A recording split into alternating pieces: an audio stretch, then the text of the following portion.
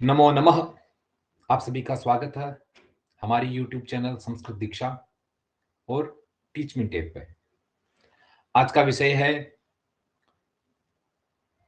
चाहे वो RPSC first grade की तैयारी कर रहे हो या संस्कृत से नेट जेआरएफ, संस्कृत की सभी भर्ती प्रतियोगी परीक्षाओं के लिए इंपॉर्टेंट क्लास होगी। जैसे कि आप सबको पता है कि हमारी वैदिक साहित्य की सीरीज चल रही है। ठीक है, वैदिक साहित्य की हमारी सीरीज चल रही है जिसमें हमने 5 पार्ट पढ़ लिए हैं। आज हम पढ़ेंगे अथर्व संहिता। छठा भाग है अथर्व संहिता अथवा अथर्ववेद। क्लियर? शुरू करते हैं। देखिए, सबसे पहले पढ़ते हैं अथर्ववेद अर्थात अथर्व संहिता। देखिए, यहां कहा है कि अथर्व शब्द का अर्थ है, क्या है? अथर्व शब्द का अर्थ है अथर्वाणो अथर्वणवन्तः थर्वतिश्चरति कर्मा तत्प्रतिषेधः। ये किस में कहा गया है? ये निरुक्त में कहा गया है।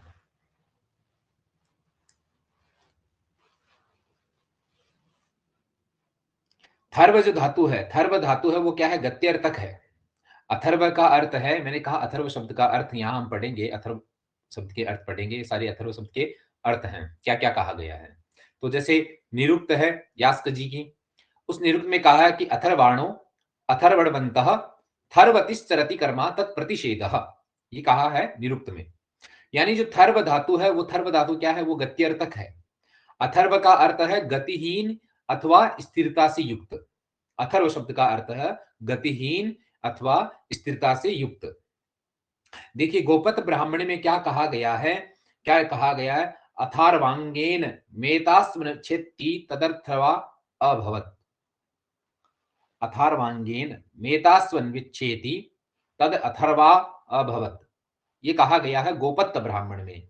यानी अथर्वा शब्द जो है, अथर्वा शब्द अर्थवाक शब्द का क्या है? संक्षिप्त रूप है, जिसका अर्थ है समीपस्थ। जिसका अर्थ है समीपस्थ, यानी आत्मा को अपने अंदर देखना। आत्मा को अपने अंदर देखना, ये इसका संक्षिप्त रूप है अर्थवाक का। क्योंकि जो अर्थवाक शब्द है भैया, वो अर्थवाक शब्द जो है उसका अर्थ है समीपस्थ। तो अथर्ववेद क्या है? अथर्ववेद यानी यानी कि आत्मा को अपने अंदर देखना। तो इस प्रकार ये अथर्ववेद है। तो अथर्ववेद वह संहिता है जिसमें आत्मा को अपने अंदर देखने की शिक्षा है, वो क्या है? अथर्ववेद है। ठीक है, आगे देखिए अथर्ववेद। तो इस वेद का नाम जो है वो अथर्वन ऋषि के नाम पर इस वेद का नाम पड़ा अथर्ववेद, अथर्वन ऋषि के नाम से। ठीक है भैया। क्यों?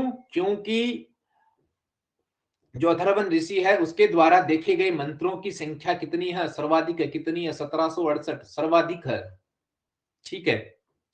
अथर्व धातु जो है वो क्या है? ये कुटिलता और हिंसावाची है। इसलिए अकुटिलता तथा अहिंसा योग से ब्रह्म प्राप्ति कराने के कारण इस संहिता को क्या कहा गया? अथर्व वेद कहा गया। पहली बात तो अथर्व ऋषि के द्वारा देखी गई मंत्रों की संख्या 1768 यानी सर्वाधिक है। फिर इस धातु का अर्थ कुटिलता और हिंसावाची है, और अकुटिलता और अहिंसा के योग से ब्रह्म प्राप्ति कराने के कारण इस संहिता को क्या कहा गया? अथर्ववेद कहा गया। ये तो हुई भाई अथर्ववेद की सामान्य बात। इसके बाद हम देखते हैं अपर नाम। अथर्ववेद के अपर नाम क्या है? तो अथर्ववेद को क्या क्या कहते हैं? तो अथर्ववेद तो कहते ही कहते हैं।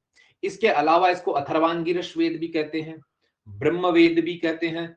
ठीक है, और आंगिरस वेद भी कहते हैं, छत्र वेद भी कहते हैं, मही वेद भी कहते हैं, भैसज्य वेद भी कहते हैं, छंदो वेद भी कहते हैं। ये अपर नाम है, परीक्षा में पूछे जा सकते हैं, इसलिए आपको ध्यान में रखना है कि भैया क्या क्या कहते हैं। अथर्वांगिरस वेद भी कहते हैं, ब्रह्मवेद कहते हैं, आंगिरस वेद भी कहते हैं, छत्र वेद कहते हैं, मही वेद कहते हैं, भैसज्य वेद कहते हैं और छंदो वेद कहते हैं। ये अथर्ववेद के ही क्या है? अपर नाम है। इनको इन नामों से भी अथर्ववेद को जाना जाता है। इसके अलावा अथर्ववेद का जो गोपत ब्राह्मण है, अभी हम ब्राह्मण साहित्य हमने नहीं पढ़ा, पढ़ेंगे इसके बाद में। तो गोपत ब्राह्मण जो है वो अथर्ववेद का है। तो उस गोपत ब्राह्मण में इसके 5 उपवेद बताए गए हैं। कितने? 5 उपवेद। कौन कौन से? एक तो सरप उपवेद बताया है, दूसरा असुर उपवेद, और इतिहास उपवेद, पुराण उपवेद और पिशाच उपवेद। ये गोपद ब्राह्मण में 5 उपवेदों का उल्लेख हमें मिलता है। अथर्ववेद के 5 उपवेद, सरप उपवेद, असुर उपवेद, इतिहास उपवेद, पुराण उपवेद और पिशाच उपवेद।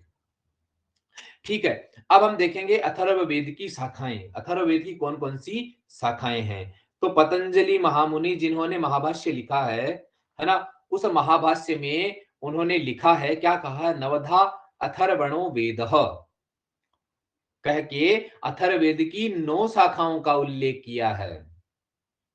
महाभाष्यकार पतंजलि मुनि ने नवधा अथर्वणो वेदः कह करके अथर्ववेद की कितनी शाखाओं का उल्लेख किया है? 9 शाखाओं का उल्लेख किया है। अब वो 9 शाखा कौन कौन सी है? तो एक तो है पैपलाद, दूसरा है तौद और मौद, सौनकीय, जाजल, जलद, ब्रह्मवेद, देवदर्श और चारण वैद्य।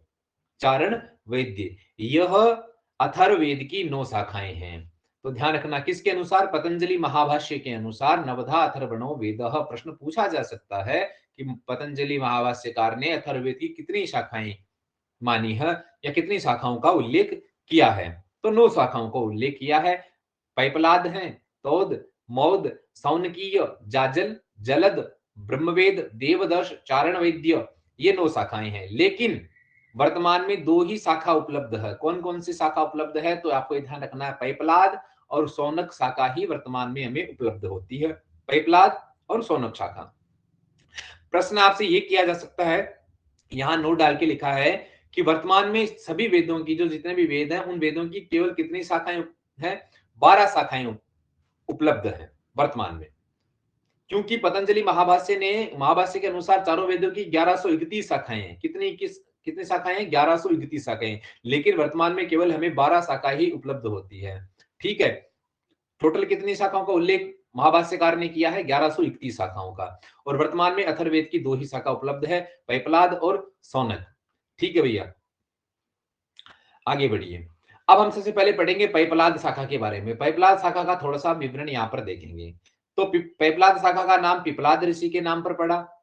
पिपलाद ऋषि के नाम पर पड़ा इस शाखा का, तो इसका नाम हो गया पैपलाद शाखा। दूसरी बात, यह संहिता काश्मीर से प्राप्त हुई थी। कहां से? काश्मीर से प्राप्त हुई थी, है ना। और ये जो पैपलाद शाखा है, इस संहिता की लिपि थी, तो आपको लिपि के लिए आपको ध्यान रखना है, इस संहिता की लिपि थी भैया शारदा लिपि। कौन सी लिपि थी? शारदा लिपि थी। इंपोर्टेंट है। ये जो पैपलाद शाखा है, ये पैपलाद शाखा हमें कश्मीर से प्राप्त हुई थी, जिसकी लिपि कौन सी थी? शारदा लिपि थी। ठीक है, उसके बाद यहां पर लिखा है कि पतंजलि के महाभाष्य काल में पैपलाद संहिता का प्रचलन था। पतंजलि के महाभाष्य के समय में पैपलाद संहिता का प्रचलन ज्यादा था, क्योंकि ये मंत्र जो है महाभाष्यकार ने दिया भी है कि समनो देवीरभिष्ट, ये अथर्ववेद की पैपलाद संहिता का ही प्रथम मंत्र है। तो समनो देवीरभिष्ट, ये अथर्ववेद की पैपलाद संहिता का प्रथम मंत्र है। तो दूसरी बात, क्योंकि ये हमें काश्मीर से प्राप्त हुई, इसलिए पैपलाद जो संहिता है, इसको काश्मीर का वेद भी कहते हैं, है ना। काश्मीर का वेद कहते हैं, क्योंकि ये संहिता काश्मीर से प्राप्त हुई थी, इसलिए इसको क्या कहते हैं? काश्मीर का वेद। दूसरी बात, ये जो संहिता है पैपलाद शाखा, क्योंकि हम पैपलाद शाखा के बारे में ही पढ़ रहे हैं, तो ये पैपलाद शाखा जो है, इसका 1901 में ब्लूमफील्ड ने इस पैपलाद संहिता का सर्वप्रथम क्या किया था? अंग्रेजी अनुवाद किया था।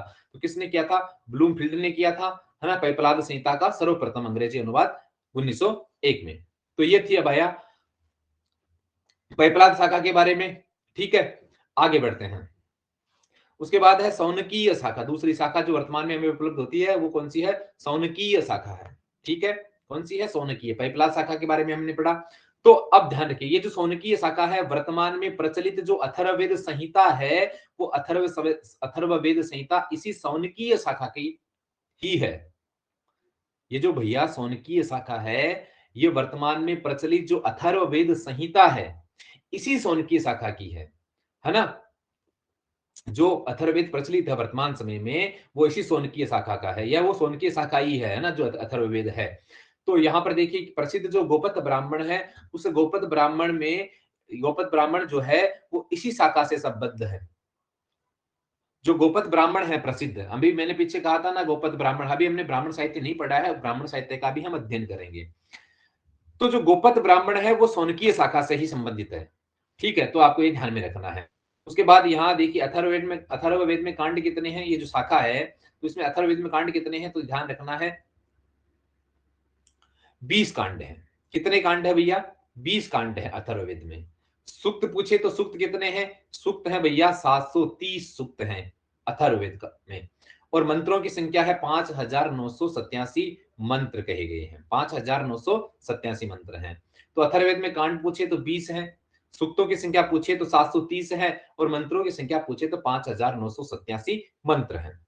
उसके बाद देखिए अथर्ववेद का जो 20वां कांड है वो सबसे बड़ा कांड है। 20वां कांड, मैंने कहा अथर्ववेद में कांड कितने हैं, 20 कांड हैं, और वो जो 20वां कांड है वो सबसे बड़ा है, जिसमें 958 मंत्र हैं। कितने मंत्र हैं, 958 मंत्र हैं। उसके बाद अथर्ववेद का जो 17वां कांड है वो सबसे छोटा है, वो सबसे छोटा है। क्यों, क्योंकि इसमें 30 मंत्र ही है केवल। कितने मंत्र हैं, 30 मंत्र है, इसलिए 17वां सबसे छोटा है। और अथर्ववेद का जो 15वां और 16वां जो कांड है, 15वां और 16वां कांड, वो पूरा गद्यमय है, पूरा गद्यमय है। तो ये आपको ध्यान रखना है। आगे बढ़ते हैं। उसके बाद अथर्ववेद में कौन कौन से सूक्त हैं, प्रतिपाद्य सूक्त कौन कौन से हैं, क्योंकि पूछा जाता है, तो ये ध्यान रखना है अथर्ववेद के प्रतिपाद्य सूक्त कौन कौन से हैं। तो इसके लिए ट्रिक याद रखना आप, राष्ट्र का विकास पृथ्वी पर होता है, राष्ट्र का विकास पृथ्वी पर होता है। तो राष्ट्र से राष्ट्राभिवर्धन सूक्त हो जाएगा, का से काल सुक्त हो जाएगा, पृथ्वी से पृथ्वी सुक्त हो जाएगा। तो सबसे पहले हम पढ़ते हैं राष्ट्राभिवर्धन सूक्त। जो राष्ट्राभिवर्धन सूक्त है वो प्रथम मंडल का 29वां है ना।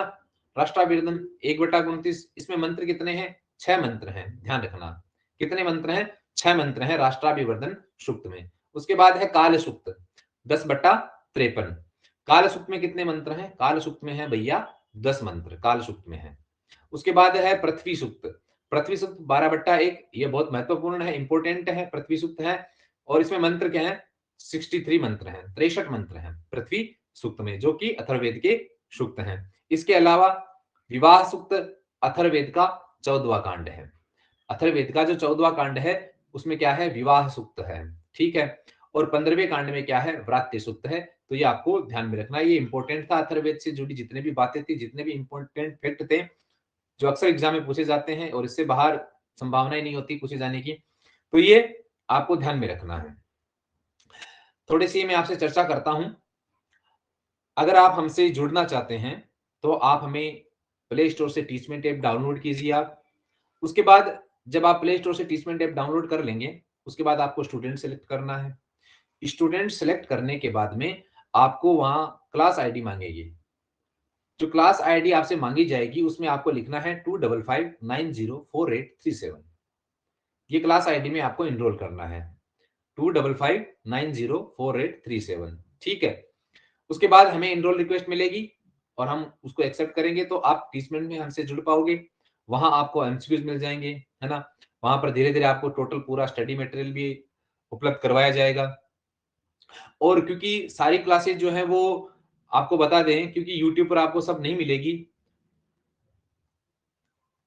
आप हमें टीचमेंट ऐप पे रिक्वेस्ट भेजिए, हम एनरोल करेंगे आपको, और वहां आप क्लास भी देख पाएंगे, है ना। जितने भी क्लासेस आएंगी पूरा मटेरियल मैं आपको वहां उपलब्ध कराने वाला हूं। और इसके अलावा आप हमें यूट्यूब, इंस्टाग्राम और ट्विटर पर फॉलो कर सकते हैं संस्कृत दीक्षा नाम से। और ये मेरी वेबसाइट है sunilkrishna.teachmint.in, तो यहाँ पर भी आप विजिट कर सकते हैं। धन्यवाद।